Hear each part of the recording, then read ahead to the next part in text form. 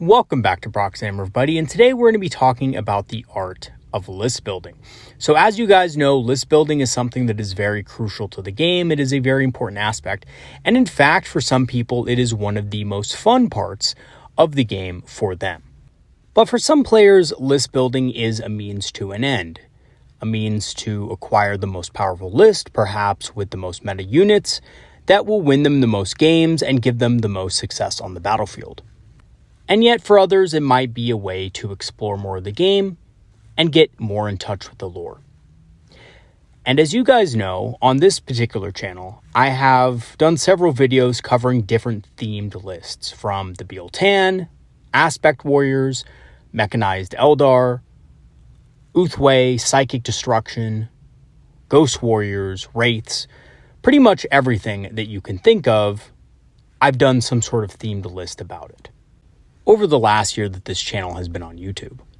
But today I embark on a different journey, not to build a themed list like an Ieandin based list or a Samhain based list or even a Betan based list.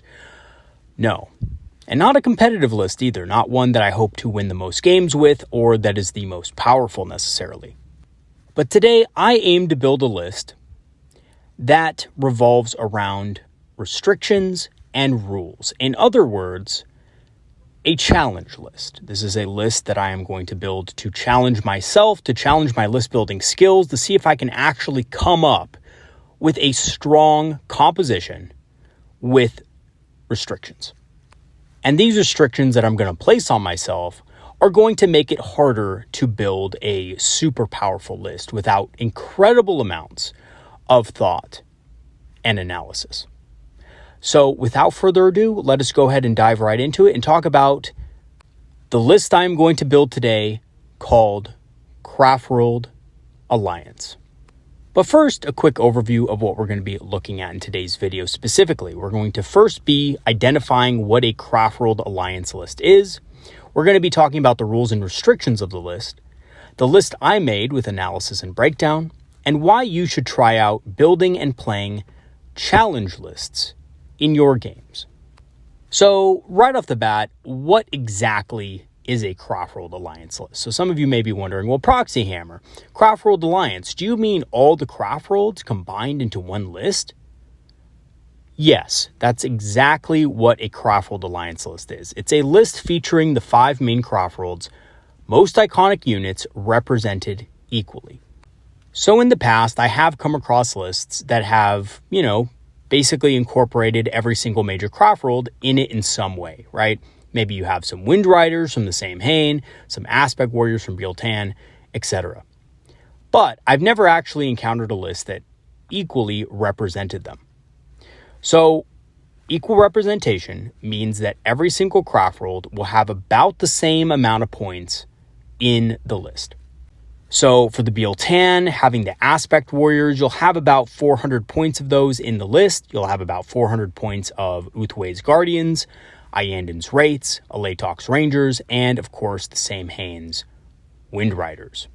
And this is essentially what a Craftworld Alliance list is. So just a quick disclaimer though, because I know some of you will recognize this and think that this is a list that is fluff-based. This is not a fluff-based list. This is simply a challenge-based list. It would be extremely rare in the lore for all 5 of these main Craftworlds to be working together towards a singular purpose, unless we're talking about the end of all battles, of course, the last battle against Chaos. In which case, yes, I'm sure the whole galaxy is going to be fighting together against the forces of Chaos. So I do not mean to represent this as a lore type list in any way, shape, or form. It's not a lore-based list, but what it is it's a challenge-based list. This is a list that I'm going to put restrictions on to make it harder for myself to both build the list and, of course, win with it. So without further ado, let us go ahead and look at the rules and restrictions of the list. So here are the rules that I'm placing on myself. You must use at least 2 units from each of the 5 main Craftworlds, so Betan, Samhain, Eldar, Uway, and Ieandin. The points cost for each Craftworld must not exceed 400 points. If it does, you have to rewrite it. It cannot exceed 400 points no matter what. Even if you have extra points, and you will, you cannot put those points to where they would exceed 400 in each specific Craftworld. If you can afford another unit in a specific Craftworld, you must take it. So you can't just take 200 points in Betan or 200 points in Samhain and try to max out the other ones as much as you can. You cannot do that. That is against the rules. And extra points can be spent on Wraith or Harlequin units. So you will probably have extra points at the end of the game. But all of these extra points are either going to be distributed throughout the Craftworlds if you can afford other units, or they're going to be spent on, Corsairs or Harlequins or something like that. And this is just so that you don't run into the scenario that you have 100 points left to spend, you can't buy any more units in any of your, specific Craftworlds, and you end up with 1,900 points in a 2,000 point game, which isn't fun for anybody. So, yes, it would be more challenging, but there's no enjoyment in that. So any extra points you have can either be obviously spent in enhancements, as long as you don't go over 400 points, or in Wraith or Harlequin units. And lastly, enhancements can be used anywhere. Enhancements are not locked to any specific Craftworld. So some of you might be asking, well, what units take up what Craftworld? Well, basically, all the Craftworlds have units that they are the most known for, right? The Betan, for example, have Aspect Warriors. So all Aspect Warriors and also Wave Serpents or Falcons that are transporting Aspect Warriors will be represented by the Betan Craftworld. Autarchs will also be represented by the Betan Craftworld because, of course, Autarchs have tread multiple Aspect Warrior paths. Uway will be represented by Farseers on foot, Warlocks, Storm Guardians, Guardian Defenders, Eldrad Uthran, and of course, support weapons. Alatok will be represented by Ranger or Outcast units, including Rangers, Shroud Runners, Warwalkers, and Night Spinners, as well as Illic Nightspear. The Samhain will be represented by Wind Riders and Skyrunner units like the Farseer Skyrunner and Warlock Skyrunner, as well as Vipers and Hornets, and Fire Prisms too, because we all know that Wild Rider hosts like to take Fire Prisms along with them. And like I said before, all extra points will be diverted into Wraith and Harlequin units respectively. So what is the challenge of building this list? So a lot of our most competitive units are crammed into only a handful of Craftworlds. So if you look at the most competitive Eldar lists out there, most of the units are either more than 400 points. If you look at the competitive units for Iyanden, for example, the Wraith Guard, the full blob is going to be way more than 400 points. So already, that's out. The Yinkarn is not really a model that we can use because, there's no specific Craftworld attached to the Yinkarn. I guess you could argue that it, could represent the Betan because of the lore and so forth. But even if you did, the Yinkarn is now 350 points and you can't easily fit another unit within that point limit. So unfortunately, that would break the rule of you must take 2 units.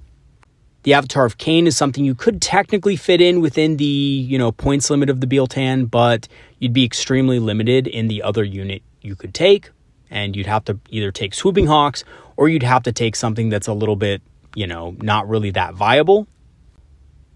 You can't really take Triple Prism because, again, Triple Prism would go over the limit, so you'd only be limited to 2 prisms, and then you'd be losing out on things like the Farseer Skyrunner and so forth. So there's a lot of restrictions that this list comes across that make it difficult to build. And to be good, it really needs to incorporate adequate damage and objective play, which, again, like I said, due to the restrictions means I might have to think outside of the box with ways of scoring secondaries if I'm not able to take all of the meta units for objectives. So if I can't take Spiders and Hawks, I'm going to have to think of other units who can perform a similar role within the other Craftworlds. And that is actually a very challenging thing for list building in this edition because most of us just take that for granted, right? We say, okay, what do we need for objectives? Rangers, Shroud Runners, Swooping Hawks, Warp Spiders, and most of us just pick Swooping Hawks and Warp Spiders for our competitive secondary choices.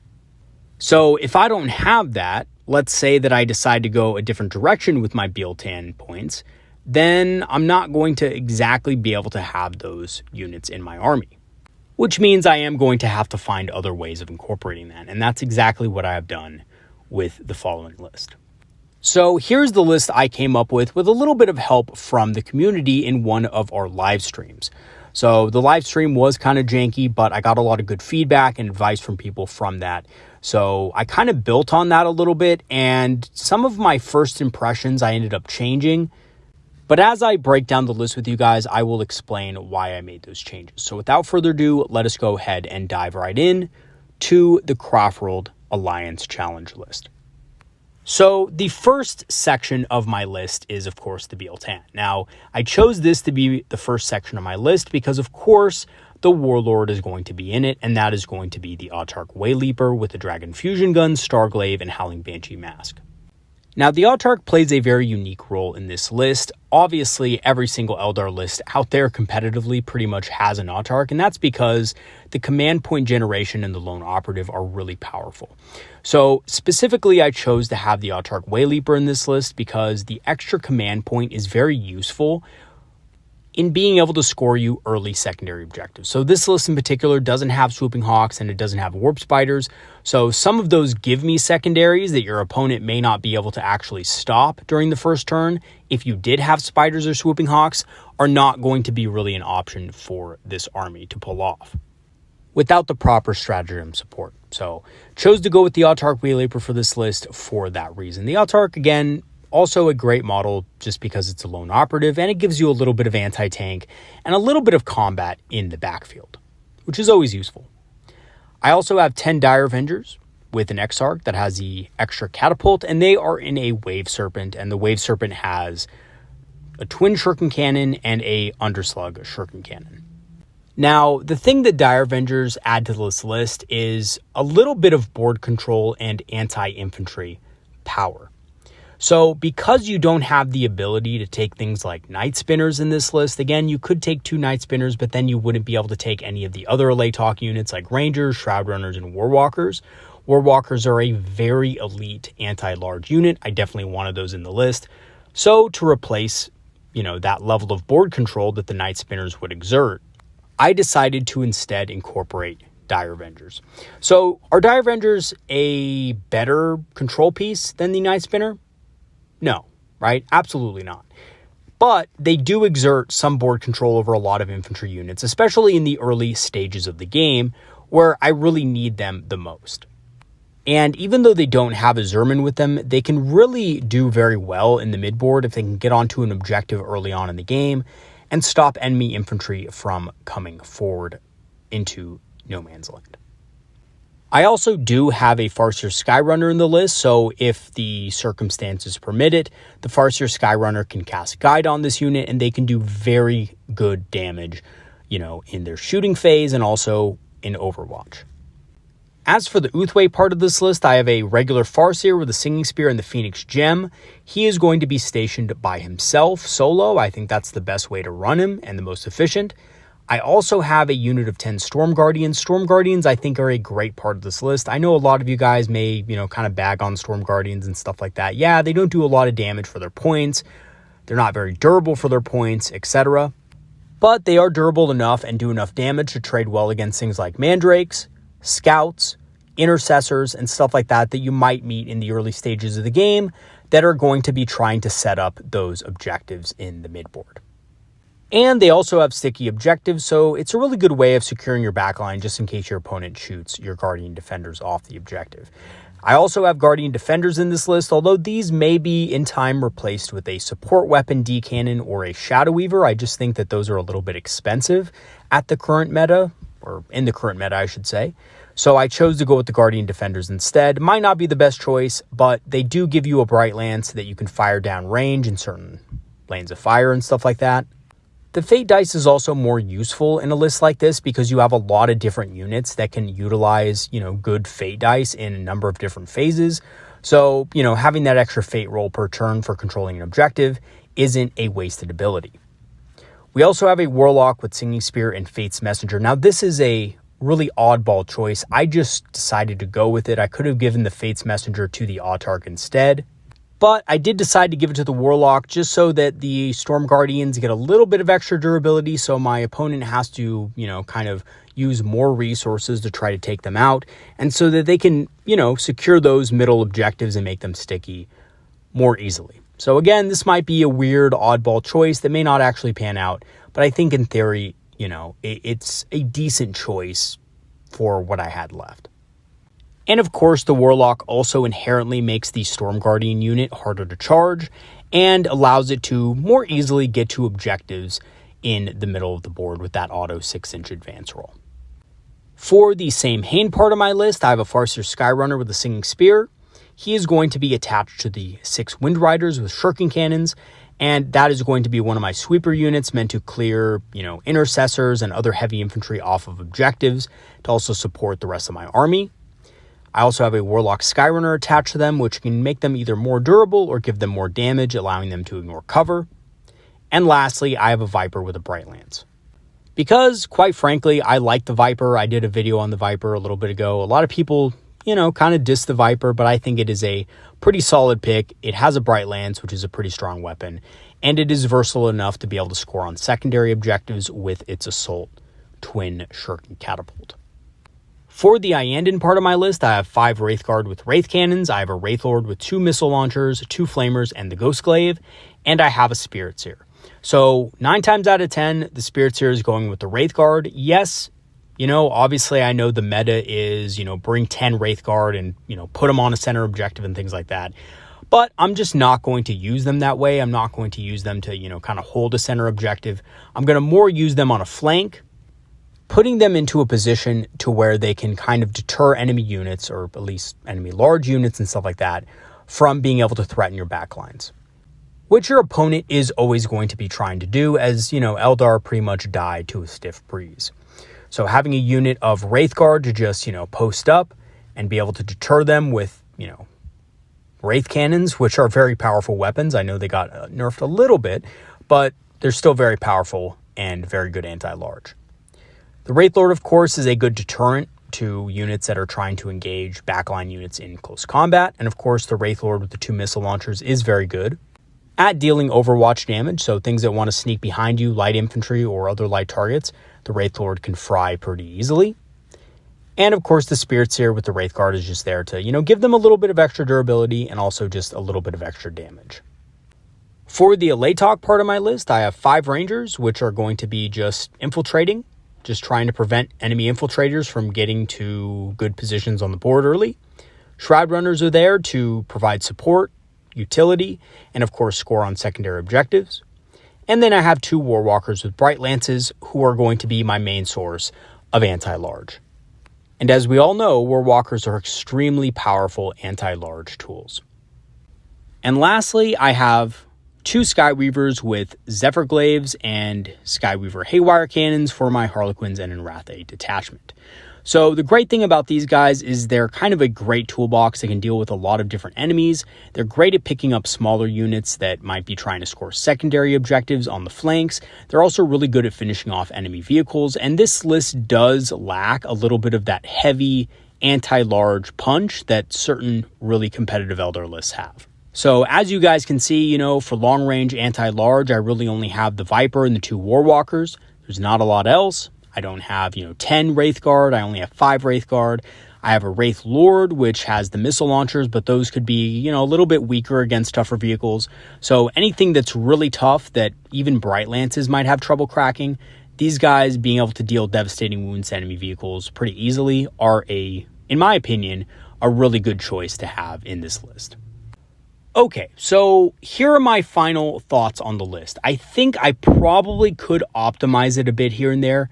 There's a few wildcard choices that I made that may cut, or may get cut in the future. Things like Fate's Messenger on the Warlock and maybe swapping the Guardian Defenders for a support weapon are things that I'm considering switching out in the list. Again, it's a little bit of a wild card. I'm just, kind of experimenting with it a little bit and seeing how it works before making any final decisions. Now, I will say that I think the Guardian Defenders are a little bit redundant in this list. I don't think they play much of a role, but having a Bright Lance is pretty good. Again, might swap that out for a support weapon, and if I do so, I will also drop Fate's Messenger to make room for the points. Now, the thing about this list is despite the fact that it seems all over the place at first, right? It does have all the right elements to to be a success, even though the challenge aspect of the list makes it hard to 100% optimize. So yes, it doesn't have the very best of every single unit that is available to the Eldar. It doesn't have the best secondary objective scorers. It doesn't have the very best anti-large.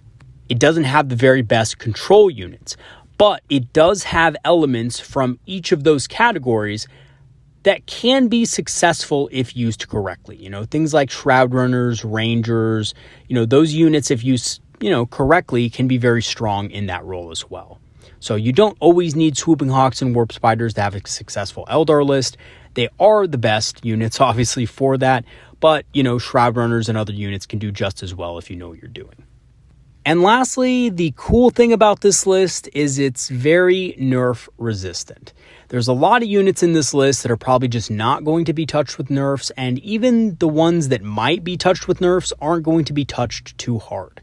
There's not a single unit in this list that I think is one of the main targets of, GW's wrath in January. Aside from probably the Wraith Guard, because they are going to get a nerf come January in some way, shape, or form. But aside from that, I'm not taking an Avatar of Cain, I'm not taking a Night Spinner, I'm not taking Fate's Messenger on a Death Jester, so a lot of it is very nerf resistant and will remain fun to play even past January. Okay, so now that I've kind of gone through the list with you guys and explained, what the challenge is, and I've given you a good, hearty analysis of why I took the units I did under those certain parameters, I'm going to talk to you guys about why you should try building and playing challenge lists in your own games. So first and foremost, let me just say this, they are extremely fun and engaging. They allow you to play and think in ways you would not normally as well.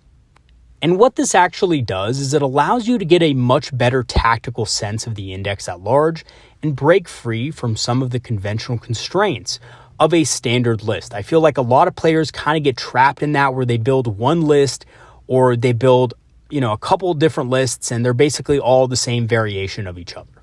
And while you may feel very comfortable playing that kind of list, and that may be your strong suit is playing something you're very familiar with, it doesn't exactly stretch your tactical sense, right? It doesn't necessarily flex that tactical muscle that allows you to grow as a player and, become a better strategist overall. And trust me, guys, this is something that I have learned over the past couple of editions as well, because believe it or not, when I used to be playing competitively in 5th edition and stuff like that, I was a very one-dimensional player. I basically picked the meta kind of list. I built my list around the meta, and I just played that one list over and over and over again until I mastered it. But even though I was winning most of my games and having a lot of success, I wasn't exactly a well-rounded player, and oftentimes when I came across situations that were different than what I was used to, I would really struggle. And the moment I started branching out and trying new things, I realized that I had also become a better player in the process. Even the old meta list that I was playing, I actually was able to play it better.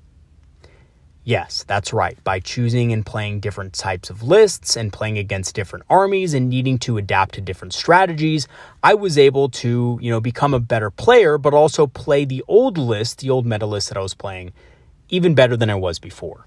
And what that taught me is by opening my mind to different possibilities, I was actually becoming a better player in general in the process.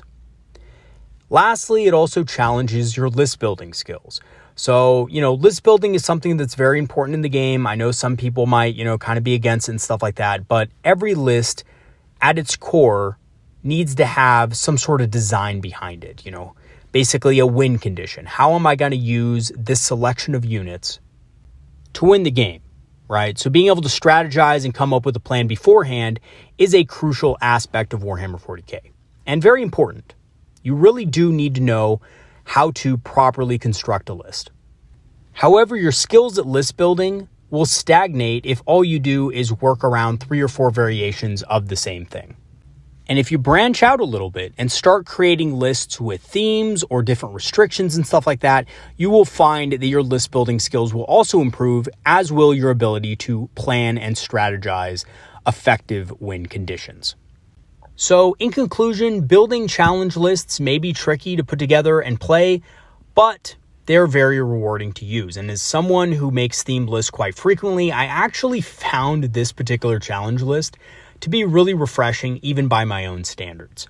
So one of the things I liked best about this challenge was these restrictions were a little bit more, well, restrictive than some of my other things, right? Like, you know, some of my other lists may have revolved around jet bikes or revolved around wraiths and stuff like that. And those were a little bit easier to put together because I really didn't have to think as hard about what to put in the list, because it was like, okay, well, I'm running an Iyanden base list, so I'm just restricted to Wraith type units and units to support Wraiths. It's not that difficult. It's not that challenging. But with a challenge list like this, it really kind of stretched the limit of my tactical senses. And it was a really fun process putting this list together. And furthermore, I did play this in a few games already. Now, what I will say is that the results are not conclusive yet. I plan on playing this list quite a bit more before I actually get a good handle of it. But it does work. And some of the units that may not seem optimal on paper actually do work well together in this particular list. And it does have all the elements that you need to win a game of 40K. And again, the only real redundancy in the list, or, you know, a unit that was basically not useful or as useful as it could be, was the Guardian Defenders, just because, you know, I already have a babysitting unit or a couple of them that could do the same thing. And I would much rather probably have another control piece in the list, like a D weapon or, you know, D cannon or Shadow Weaver to debuff enemy units and provide a little bit of indirect fire. But other than that, I found the list very workable and actually very effective when used correctly. So also, the main thing is it was fun. It was a really fun list to play. It was something different. It was something different than, you know, the competitive Eldar lists that are going around. And it really opened my mind to a lot of different combos and synergies and stuff, which I wouldn't have considered before. So if you're out there and you're looking for something new and you're an Eldar player and you're tired of playing the same competitive meta list over and over and over again, maybe try something like this out. Maybe challenge yourself, put a few restrictions on yourself in your list building and see what you can come up with. You might just surprise yourself. All right, everybody, that is going to be it for today's video. Thanks for watching. If you have any suggestions on my list that I posted in this video, please do let me know in the comments. I'd love to hear your feedback on it. And thank you so much to all my patrons and supporters who have supported the channel over the last year. Your help has greatly improved the channel. And we're almost to 3K subscribers, so let's get there. We're about 50 subscribers off. So, you know, if you haven't yet subscribed and you're watching this video and you like the content, be sure to subscribe, because that would be awesome if we can get to 3K. If you do want to support the channel and become a Patreon member, I do have free trials activated, which will grant you permanent access to our Discord community, which is a community of Eldar players and enthusiasts who love talking about strategy, tactics, and of course, hobbying, and I will leave the link for that in the description. I'm also an Amazon affiliate and have a channel store page, so if you want to grab some Eldar-inspired apparel or want to grab some discounted Eldar miniatures, check out the links in the description below. And lastly, I have officially restarted my Kickstarter for the Eldar Knights fan decks. And by the way, I have completed the rough draft of that. The rough draft is available on the channel's Discord. So by becoming a Patreon member through a free trial, or by supporting the Kickstarter, which I've, currently restarted and it's alive and well again, you can get access to that fan decks for absolutely free. So come check it out and tell me what you guys think about it as well. All right, everybody, that's going to be it for today's video. Thanks for watching, and I'll see you guys next time. Have a good one, everybody. See you later.